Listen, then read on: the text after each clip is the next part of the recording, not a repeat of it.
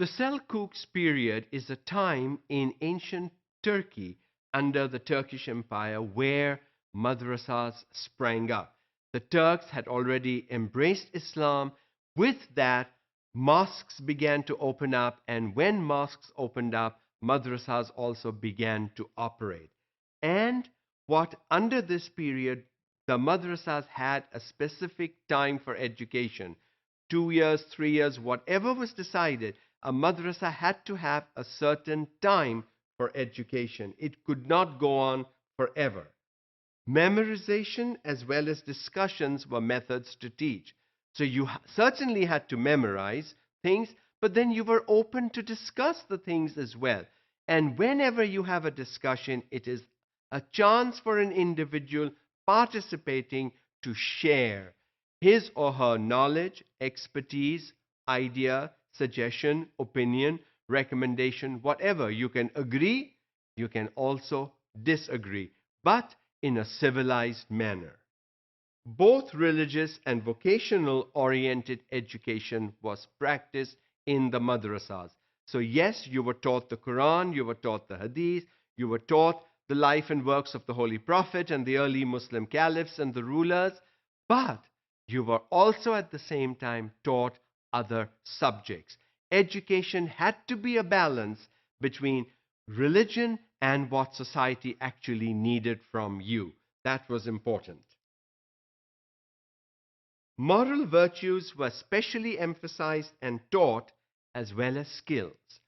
Now, we saw content, religious and other subjects was there. But there is moral education with values and there are skills. People needed skills to survive even then. And so giving them only information, sharing only content was not seen as good enough in terms of receiving an education. If you were educated, you needed the content, you needed the skills, and you needed the values. All three were seen to be important. Children were taught Islamic educational values, cleanliness, generosity, goodwill, and humility. Among others, these are just 3, 4 to name a few of the Islamic values. There are many more, but children were taught those values in the madrasas, hopefully to carry with them for the rest of their lives. That is important. Famous names in this period include Maulana Jalaluddin Rumi, Yunus Emre, Asif Pasha Vehachi, and Bektasi Veli. Poetry was an important part of education, and God and human love issues were the main subjects. Now, if you've ever read any bit about Rumi, I have, and I've really enjoyed what he has to say in a very simplistic way, but there's so much deep meaning to what Rumi says. And when you can look at poetry in terms of love for God and love for human beings, that is the essence of true Islamic teaching. It is simply loving God is not good enough. If you love God, you love God's creations as well.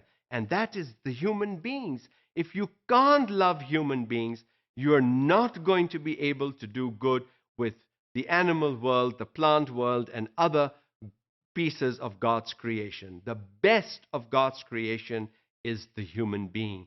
And so, love God and love the human being as well.